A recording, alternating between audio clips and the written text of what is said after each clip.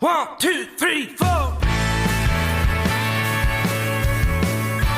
right, welcome back to Country and Cold Cans. I am Logan, sitting here with Trucker Andy and Kyle. Be sure to give us 5 stars and a great review on Spotify and Apple Podcasts. Click subscribe while you're at it. And as always, in the description of this podcast, there is a link that says click here to leave us a voicemail. We'd love to hear from you. Any questions, any comments, anybody you want us to check out, that's the place to do it. Hit us up there. We'll respond to you the next week.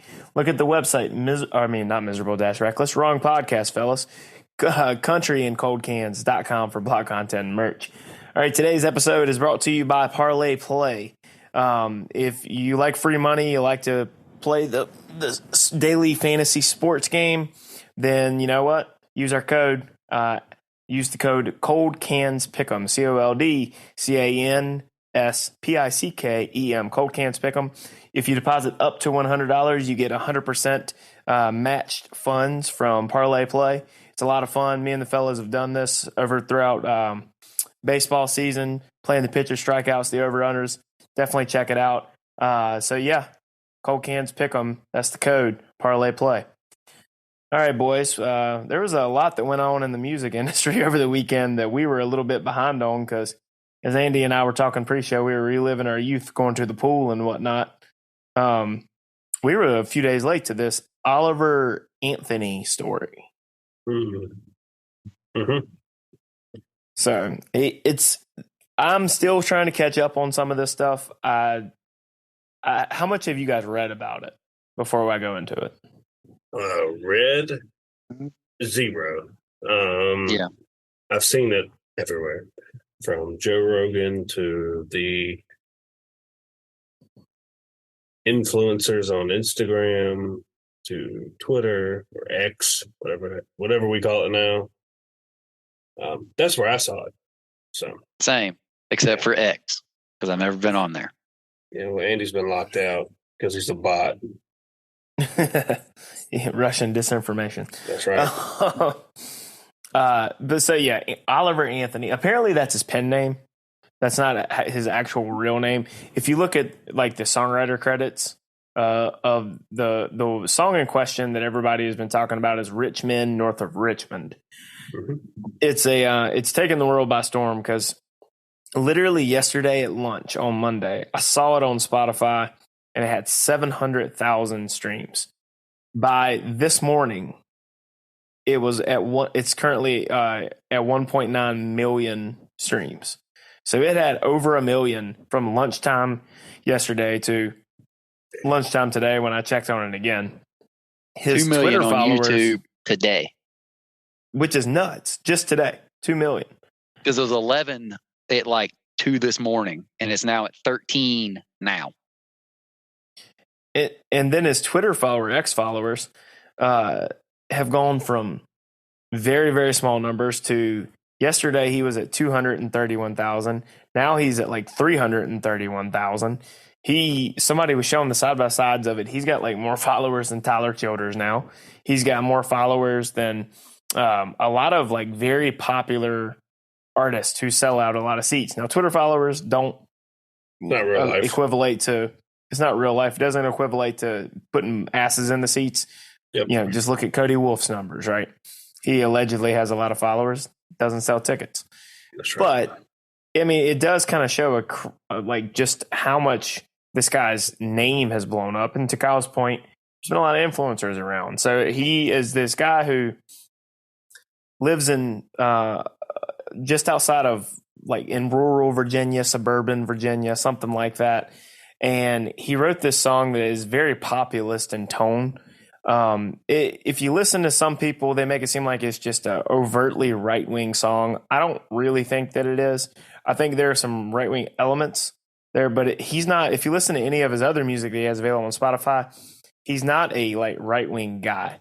He's taking shots at both the left and the right in other songs that he has on Spotify. But the big controversy around this song has been a lot of the second verse. But this song, like I said, it has like a populist tone of the struggles that a lot of people have gone through, not being able to afford food and gas as easily, not being able to afford housing. And I think the first verse is very, very good. I think the second verse is kind of lacking. That's like, I know there might be some different points when differing viewpoints with you guys, but I think this where he lost a lot of people in the narrative was the line about if you're 5'3", 300 pounds, and you're talking about taxpayers paying for your bags of fudge rounds. One, I like some of the people I've seen on Twitter. Never seen bags of fudge rounds ever exist. They come in boxes, but that's, I guess, not that important. But I just think that line is a bit cringy. Did I laugh at it? Yeah, I did, because I have the humor of a 12-year-old. But it's not a very well written line. The second verse just seems to kind of miss the mark for me compared to the first. The first just seems to be kind of like outlining working class problems in a very populist tone, and it has cut across the political divide more than a lot of artists would have you believe. Because you got to understand that a lot of musicians, when they get political, they're a lot more extreme than the average American, and at least in their tone. It's about like the average Twitter political activist is a lot more extreme than the average American, because I've talked to some of my friends of both the left and right persuasions on this, and they all kind of like the song. And so it's not really as polarizing as people have you to believe. Now, the big conspiracy theory I've been seeing is that he's an industry plant, that the music industry has deployed him in response to Tyler Childers' like music video recently, which I think is just, let's all put on our tinfoil hats and talk about an industry plant here. I think that's ridiculous, and I think that's just Looney Tunes to suggest that. Now, if they had said that there are influencers or right-wing pundits who are grifters, Dan Bongino, who have jumped on board to try to like push this song, that's true, because that has happened. But that doesn't necessarily mean he was manufactured in a lab somewhere in Virginia or picked out of a crowd and said, hey, here's the plan. This is going to be the song you're going to release, and you're going to end up being a big star. Because this is something we've never seen before in terms of how quickly this has blown up. If that was the case, they would have tried this before. But I just think there's a lot of opportunistic political activists, more so than this being a grand plan of a vast right-wing conspiracy. I think that this is just take off your tinfoil hat, go outside and touch some grass. That's just crazy. But what are y'all's thoughts on both the song and the big conspiracy about him being an industry plant by the vast right-wing Illuminati? I don't think he's a plant, because I don't think anybody could plan this. If someone could have planned for this to get this popular this quick, they'd rule the world, because you can't do it. If you're going to draw a correlation to Tyler Childers, this does seem sound-wise and the first verse very similar to Nose on the Grindstone. They're not too awful different. In and that he's aspect. a ginger. Yeah. Video settings for both of those are not vastly different. I see that. I do somewhat compare it to Nose on the Grindstone by the first verse, because it does kind of give you the similar vibe, and then they kind of fork in different directions. I agree with you on the second verse. Based on the first verse, the second verse is comical, and I think it being comical knocks a step off of the entire song. If that would have he could have said the same points that he said, but in a non-comical way, I think it would have helped the song. I agree, and I don't think that it was intentionally funny. I think it was unintentionally funny, which is usually not a good thing.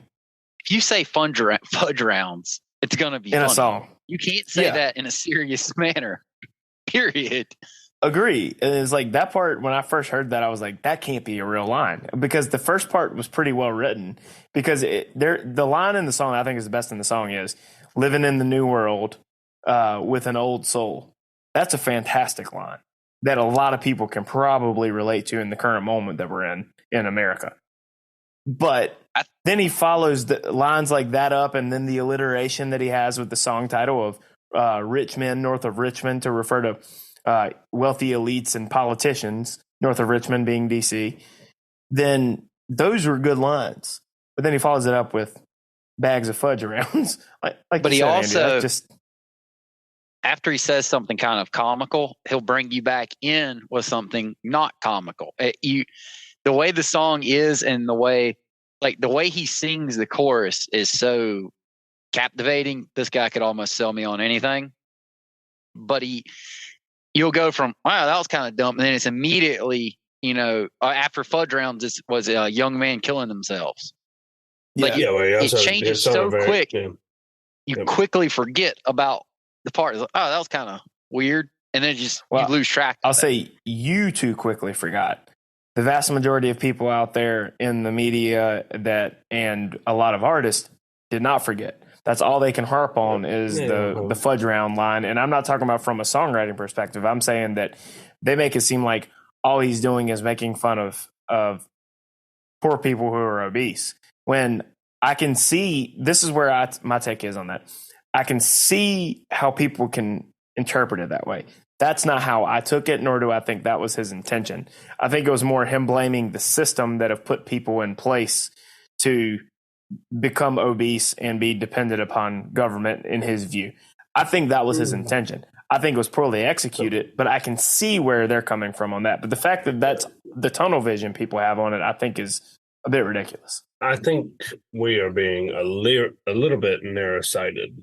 You alluded to, fudge rounds obviously come in a pack, not a bag. We're being a little. To me, that's all semantics. I beat up on B.J. Barnum's New South song, but most of that is just semantics from his point of view. This is just, I don't think there's that. Yes, it's a little funny, but in the course of a song, you have to make words flow. So I'm not really going to beat him up on bag and box. I'm not going to be that hard on it. It's just semantics. It's just the English language. There's a lot. He also hasn't been a long-term songwriter either, so sure. I try to keep that in mind when listening to it. I'm not really good lines here, but he's not like he's been a long-established songwriter. Yes, and to be determined if he can somehow manage this. And as far as the grifters go, they're hilarious because they'll pick little tidbits but at the same time, there has been a shift in Tyler Childers. Whether or not you like it or not, there's certainly a shift. And there was only really a shift in he did the one instrumental music video. He did the instrumental, but it's not really a shift. It's more just him. Look, this is why I don't think it's a shift.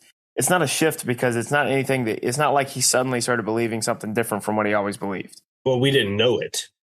Yeah, which is fine. Look, I'm going to be the first on record. Yes. I don't care about the music video. I don't either. But anything like that. But it's just. But yeah.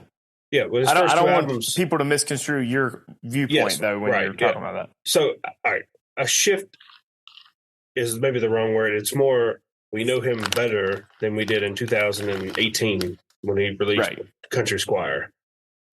He has put his personal beliefs out with the universalist view or whatever we want to call that. Was it Jubilee or I can't remember the album name, but his newest album is instrumental in 2020. Was it Country Squire? Yeah, and before that's Purgatory. So he's been well known longer. You know him better. If you want to call it a shift or it's just an evolution, or it's just him vocalizing making public a certain aspect of his viewpoints that maybe he didn't before. Yeah, sure. That's all fine. Yeah.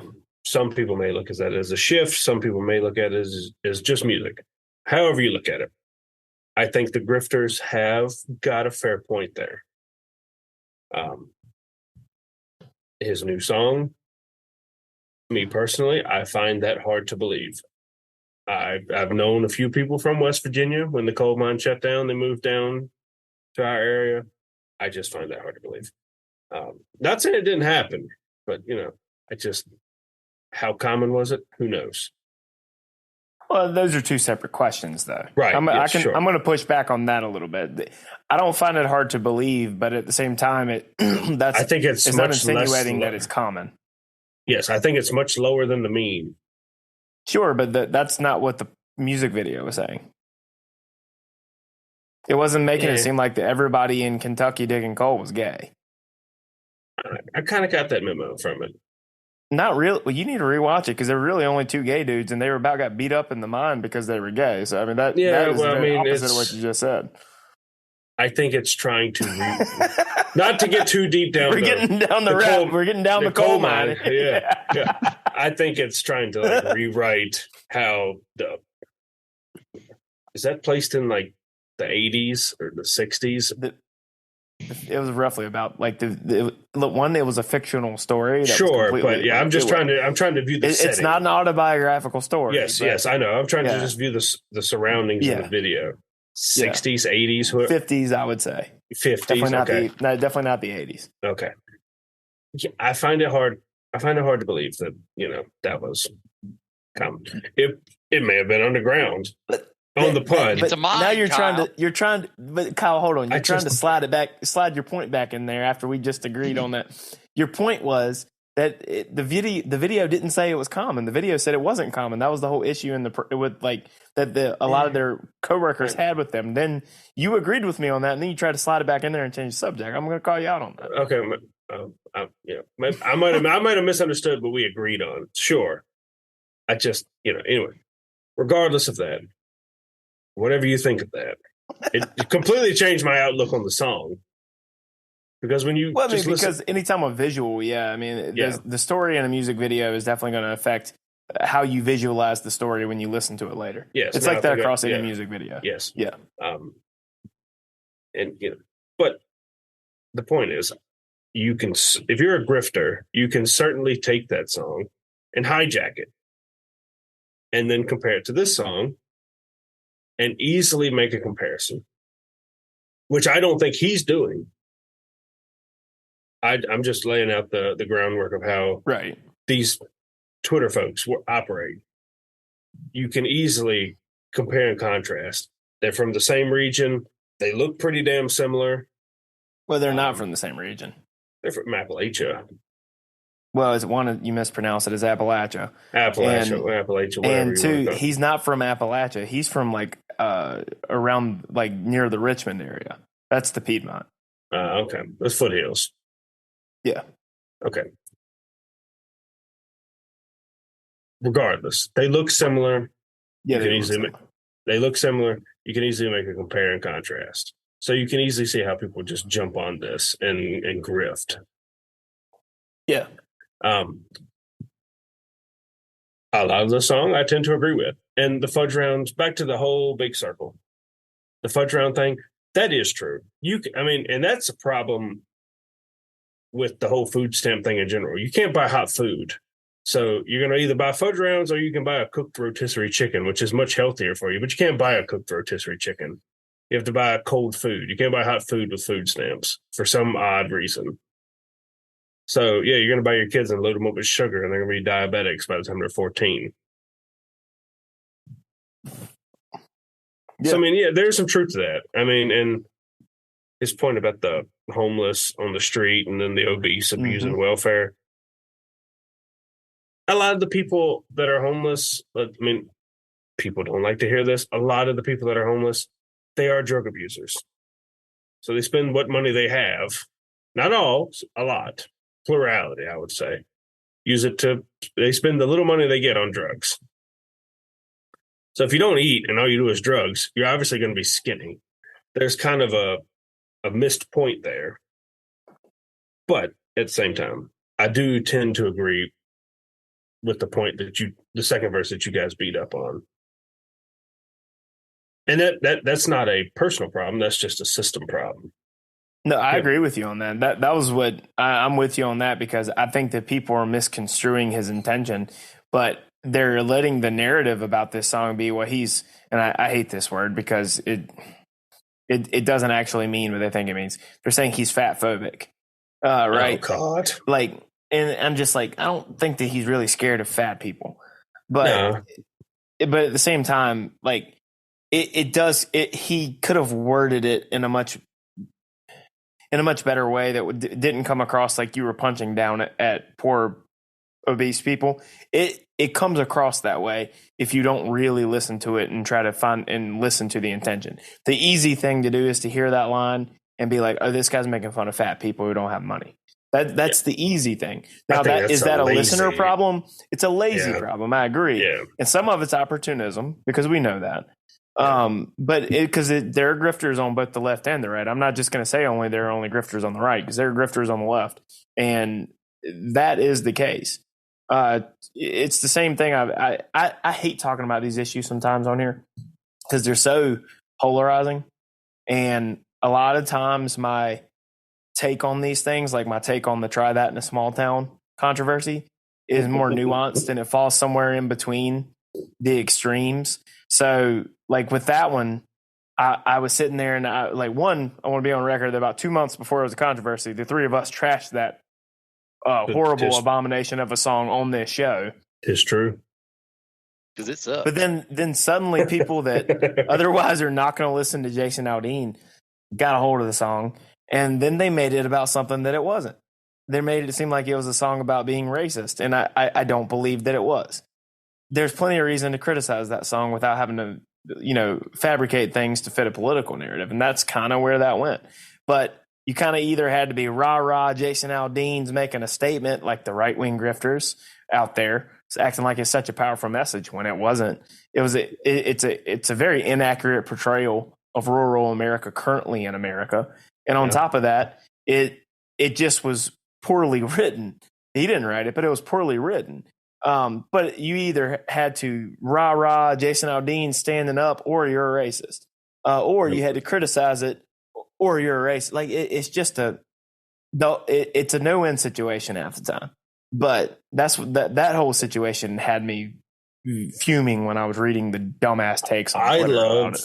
I love the reels of that song where it's like dudes and it's like trying to find a girl that your buddies haven't already hooked up with.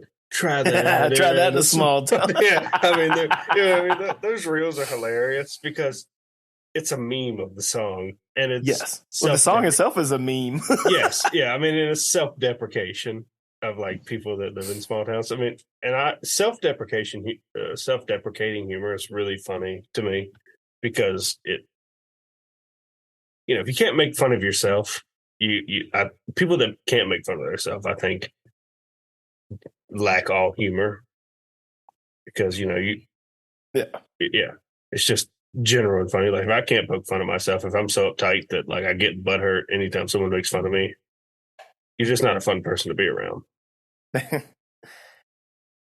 So pivoting slightly back to Oliver Anthony here, the reason, and it's not like I'm just picking on Dan Bongino when I say that. There's a reason I used his name.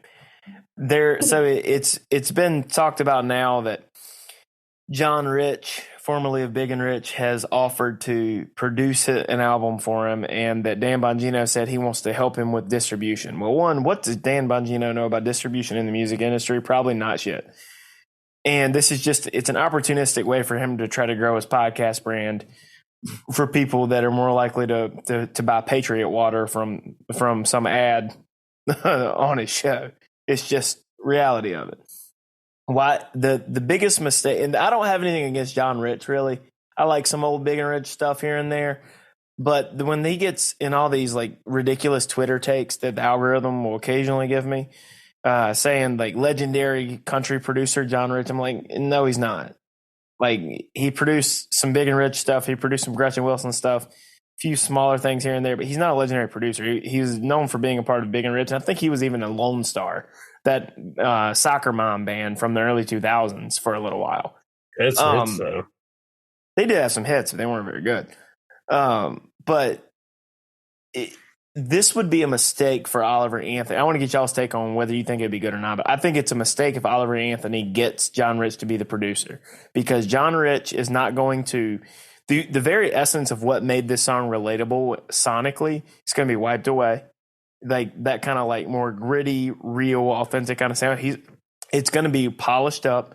It's just what if you listen to what John Rich has done, and I'm not saying that his productions have been necessarily bad, because there's a place for that type of music. I'm not saying pop country. I'm just talking about more high production value. That's not what this song or what even this musical moment we're in, where the Zach Bryans of the world have really popped off.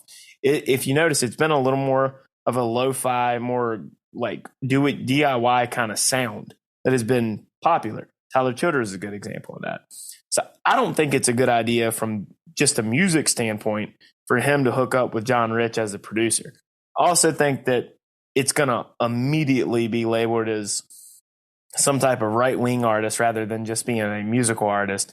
And it probably would be the soundtrack to, the intros for a new segment on the Sean Hannity show. So I think if he really wants what we're seeing here is incredible. So if he wants to try to really make a move in the music industry, don't become overly political, because I hate when artists do that, whether left, right, or center. It doesn't matter. I hate overly political stuff. Don't become a shill for the right-wing activists. May I go first, Andy? Yeah, I would agree with you on the. I guess not. Because if you take I was fabricating my sentences for the rest of my point. If you take Tyler Childers and I don't know, I think Coulter Wall would probably be another example. Some of the really popular stuff from them is from the Brewery Sessions, and then the Our Vinyl from Nose to the Grindstone. I've even seen White House Road from that. If you look, I just did some research here on the YouTube. The only thing numbers wise that even comes close to the Nose on the Grindstone vinyl sessions, which has a very similar sound to this, is the music video to White House Road. Everything else is significantly lower. That type of thing for this type of artist tends to grab across the spectrum from all listeners. If you get away from that, you've got to become Tyler Childers, which is still extremely popular. There's very few people that have pulled that off. Coulter Wall, Tyler Childers. Don't know if I can name another one. I mean, probably Zach Bryan to an extent with some of his new stuff being a little more produced, but it's still distinctly Zach Bryan. There's a few people that have most gotten away from that and pulled it off. It's a universal sound. But that's all right. So my point was, I think this is a problem that faces a lot of independent artists. Do you jump on a label and get hella criticized for no longer being independent and in control of your own stuff? We saw that with Coetzel when he did the Sellout album. He got some flack for it. That was Sony Records, wasn't it? Was it Sony Records? I can't remember if it's Sony or Columbia. Okay, might have been Columbia, yeah. But, he got some flack for that. It is even in the title of the album. My opinion, in the past 5 years, I'm not as high on Tyler Childers' new stuff. I think he's kind of changed he hasn't released anything as raw as Country Squire or Purgatory. That just may be a change in sound. Who knows? But I think this is not just a problem that Oliver Anthony has. I think it's a problem that most people have when they blow up. Do you relinquish creative control, sign on a record label, or do you just wing it and do it yourself? Even Dan Bongino, yeah, he may be a grifter, but he's got deep pocketbooks. And the money and the promotion is, it takes a person better than me to turn that down. And that's a good point, Kyle, because this is where these are the options that are out in front of Oliver Anthony. Yeah. This is such an overnight. Andy, you remember how we used to joke about Aaron Watson saying he was an overnight success in 10 years? This really is an overnight success. How many streams this is getting, how far this is rocketing up the charts. This is literally overnight. So the question he has to answer for himself is this sustainable for him, or does he believe he's good enough to continue to do this, a la Tyler Childers, a la Zach Bryan, to where they did it right, where neither of them have relinquished creative control. Whatever they do is because they want to do it. So it's a matter of they built their brand big enough, and Zach Bryan built his brand big enough. He's a great example because he's from the streaming internet era, especially, and just kept putting out videos. More and more people related to it, selling more and more tickets, putting more asses in the seats. And then when the timing was right, he had the leverage to sign with someone to where he gets to do pretty much what he wants to do creatively, but he has the funding arm of a major label. If you just jump directly in without that leverage, you're gonna get screwed over by the record label. It's like a lot of people who have signed deals will tell you that. If this guy doesn't think that he's got the gas in the tank to go the distance to wait it out and then have that leverage, then yeah, cash in now, bro. Secure the bag. Yeah, I'm not mad at you. Solid strategy. Yeah. That's a him problem. I wish I was in his situation, but you know. I know, right? Now the question is, if this was an industry plan, I was joking with somebody today that who do I need to pay to start getting them to post about country and cold cans? Maybe we can rival Rogan. Yeah, I just at least for a weekend. I don't buy that conspiracy theory because I don't either.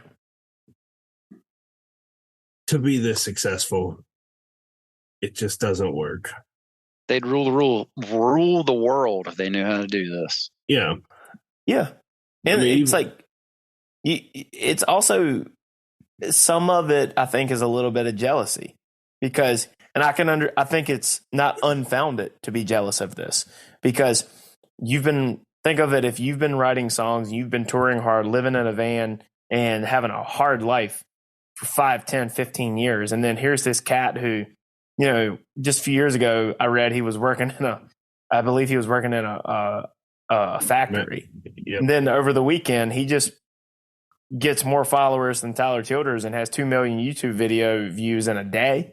Yeah, I'm human enough to admit that I probably have some sour grapes about it.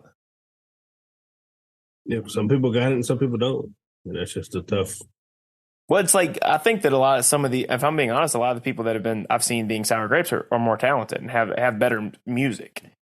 This song in particular just resonated with people. It touched a nerve. Yes, it did. For the good and the bad. If you're mad about this song, well, take a look in the mirror. And if you love this song, well, you know, for whatever reason you like it, good for you. And I think on that statement alone, that is what makes music great. It's the old Howard Stern adage. If they're talking about me, good or bad, they're talking about me. There is no such thing as bad press. The one point that this is kind of very analogous to. So, you know, are you too familiar with Stanley Cups? Nope.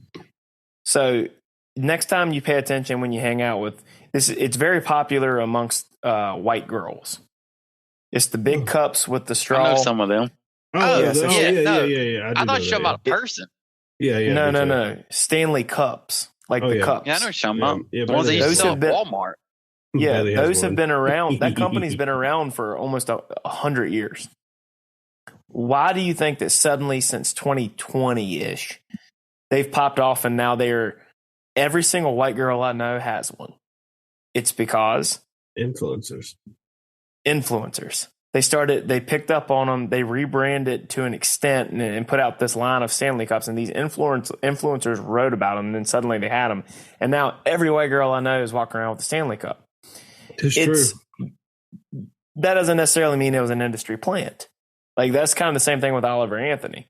It's great marketing. A lot of people are opportunistic, and they saw something here, and then they posted it, and it was to this guy's benefit. I mean, look, I'm going to say this. Joe Rogan he's an influencer, but he's not the quintessential, what you think of Instagram, Twitter influencer. if also he's not a right winger. No, yeah, that too. But I mean, if he just plugs you on his Instagram feed, you're gonna get some hella views. I mean, he runs the most popular podcast in the world. Yeah. And he put him on his Instagram to the Richmond, north of Richmond. He plugged that one song. So it reached him, and I can guarantee you, knowing Joe Rogan, let's just face it, he could have anyone in the world on his podcast, but there's people he just doesn't want because he has that kind of cachet. There's not many, if any, artists that could just pay him to plug something on his Instagram because he doesn't need the money. So you can't even say it was paid advertising because he would just be like, no, I'm not going to do it. So, I mean, obviously, he enjoyed the song. He's a big Culture Wall fan. I know that. And Zach Bryan. Oh, and Zach Bryan was on his podcast a few weeks ago. He resonated with the song and he plugged it. So, I mean, that's just... sometimes it's just the luck of the draw. We'll see how it turns out for him in the long run. Yeah. But, I mean, he got the people that he needed to get to plug his stuff. And if you look at, I've listened to not all of, but a lot of his other stuff just to kind of get an idea what his music's like. Was it all going to be this very populist kind of quasi political leaning stuff? And it really wasn't. Like, Virginia was a very, very good song. Ain't Got a Dollar I liked. Like, are there some elements of populism in his lyrics? Yeah, there are. It's most prevalent on, I want to say, what was the name of it? Just passed it. I Want to Go Home. That one kind of resonated with me personally more than Richmond, north of Richmond. It was just kind of like seeing a lot of things that you don't necessarily agree with, and it just makes you kind of want to check out and go home, kind of get out of the out of society for a little while. But he's got some solid stuff. It's not necessarily my favorite style of music, but there is some solid stuff here, some promise with the guy's ability. So I like you said, I'm interested to see what happens with the guy. Was it a flash in the pan? If it was a hell of a weekend. Is he going to be a Duran Duran or is it weekend? Yeah? Is he going to be Duran Duran or is he going to be Zach Bryan? To be determined. Yeah. But it's like, we can't understate how just crazy this was, though. Zach Bryan didn't blow up this fast. No, yeah. And the last point I'll make is the Richmond, north of Richmond song. It speaks a language that I know all too well. English? Speaks a language. Yeah. Is English not a language? No, I mean, the gist of the song, I know people that talk this way and think this way. Yeah, I do too. I mean, if anybody's being verbatim. honest, they do. And it's like, and the people I know that are like this, they're not all right wing. A lot of them some of them are left wing because they're popular. It's more populist than it is right wing is what my whole take was. And before I listened to it, you would have made it seem like this was like a song singing about sucking Donald Trump's dick, and it wasn't. No, it's not. It's a little refreshing. It's different. I mean, I think I'm a little higher on it than you two because I like it quite a bit, actually. Yeah, it's grown on me. I didn't like it the first time because I couldn't get past the second verse, but I see what he's getting at, and I liked a lot of it. I think it's a well-written song overall. Yes. If you want my honest opinion, the part that touched, I think people got butthurt over was not the fat shaming. It was talking about coal miners versus a miner on an island somewhere. I think that touched a nerve. Which I don't understand why it did. That's the part that, like, Grady Smith talked about this. He did a video on it. It was about a 9-minute video that he did, or maybe a 10-minute video that he did in the last, like, couple days. I listened to it last night. He talked about that. And he's not an overly political guy on his show, just like we aren't on our show. And he was like, this song is going to be, because he said he liked the song. He said it was well written. It touched his populist vein. He's like, and it's going to be very polarizing. He goes, and it's only just begun. He goes, it's going to be ugly. And I agree with him on that, because he mentioned specifically, Kyle, to your point about the line about caring more about miners being the coal miners than miners on an island somewhere. Mm-hmm. But there are people out there that are, instead of just acknowledging, hey, the Epstein Island thing was a real thing, and there were a lot of powerful people confirmed to have been going down there, they're chalking it up as like conspiracies. It wasn't really a conspiracy. It was kind of fucked up. Well, see, the point it was fucked up. The point I took away from that wasn't even so much that it was, all three of us are old enough to remember, the whole learn the code thing. Yeah. And in the journalism industry, there's been a lot of layoffs. I think that more so than the Epstein Island thing is what really just pissed a lot of people off, is that a lot of journalists and newspapers are going under.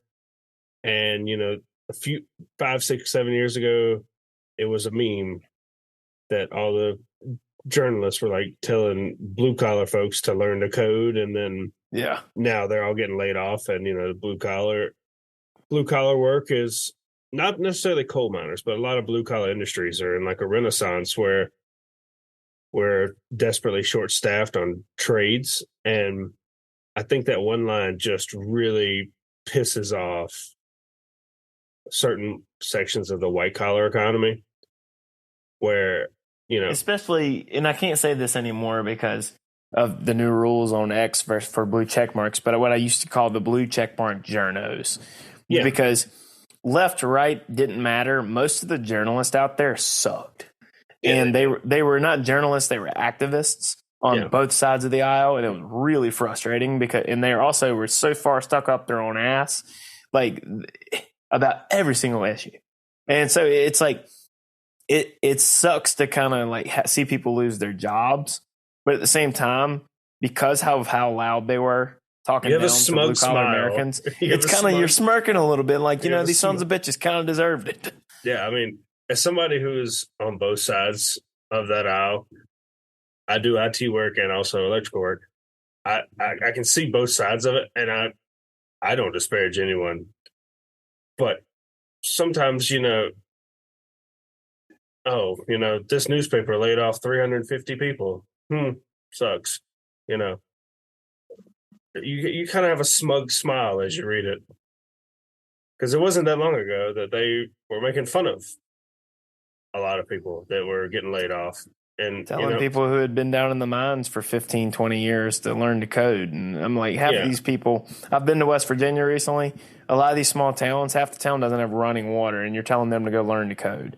Yeah, I mean, it's ridiculous. Stop being a prick. Yeah, I mean, it's very pompous and very holier than thou. So that is the reason I think it touched a nerve with a lot of the internet crowd, the way too online crowd. It was people who live their lives online. Yeah, I don't even think it was so much the Epstein Island thing. I just think it was, they just saw that and they were just like, ugh. Because, those are the same people that are like, I don't care about the outside world as long as my Uber Eats comes and my air conditioning's working. I don't care whether I don't care. Why can't you work from home? I'm doing it. Yeah, I don't care. Well, I don't care where my electricity comes from or how I charge my Tesla. The lights are on. I don't care. It's just, you delivered my groceries. Leave it at the front door. No contact delivery, and my Uber Eats is here. I don't care. Why can't you work from home? Like, no, you don't understand. The disdain that a lot of like white collar America has for blue collar, hardworking, working class Americans who are struggling. And, a lot of people, everybody's kind of been feeling the pain more so. But the disdain that they have for people that work with their hands is incredibly frustrating to me. And it's infuriating. It's very, especially considering most of these white collar people don't have any money either. Yeah, but like I said, they pretend to be rich more than they are. Yeah, there's a fine line of demarcation between rich and then everyone else. And everyone else is, for most part, in that not rich bucket. Literally almost all of us. Yeah, they don't call it the 1% for nothing. Right. Yeah, but I just, it's just like like I said, I don't care how my food gets made as long as it just comes in a bag on Uber Eats and it's delivered at my door. But no, someone had to make it.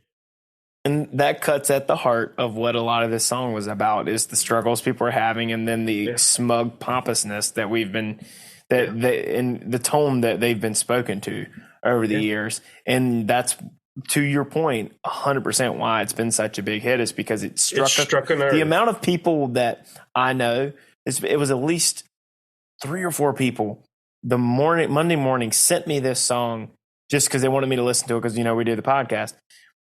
And like, they're blue collar workers. It struck, and they aren't overly like music people. They don't really get into the music, listen to whatever's kind of popular on the radio. They don't get into it like we do. They just listen to this, and it's right up their alley. And it struck a nerve with them. It's on one hand, it's a vindication, and then on the other side, it struck a nerve, and it hit deep, and it pisses people off on the opposite side of that spectrum. Very much so. So it's been interesting to see. I'm interested to see what else he's got. Mm-hmm. You should check out some of his other stuff. I've listened to I've listened to the hits. I do enjoy Doggone It quite a bit. Yeah. I don't like the song listen to any of the others? Yeah, I listened to whatever Spotify played me today. Yeah, I don't know. I didn't catch all the names. I hate Doggone It. I love the song. I hate the name because it reminds me of Roy Williams. But his was Dadgummit. Dadgummit, yeah. Doggone It, Dadgummit, yeah. And I want to go home is very good. Yeah, I like I Want to Go Home a lot. There's still some that I haven't listened to that I'm planning on getting to try to give it a couple of listens to see if I like it. But yeah, let us know what you think about this whole situation. Do you buy into he's an industry plant? Do you buy into that it's manufactured? Like, I'm curious to know your thoughts on why you think that is. Also, what do you think of the song? Do you like it? Do you hate it? Do you think he's right, wrong, somewhere in between? There's a link in the description of this pod that says click here to leave us a voicemail. Hit us there. I'm very curious at what everybody thinks about this. I'm sure with how popular this is, that an opinion on this song is like an asshole. Everybody has one. So yeah, be sure to give us 5 stars, great review. So for this episode of Country and Cold Cans, I am Logan, sitting here with Trucker Andy and Kyle. We'll see you next time.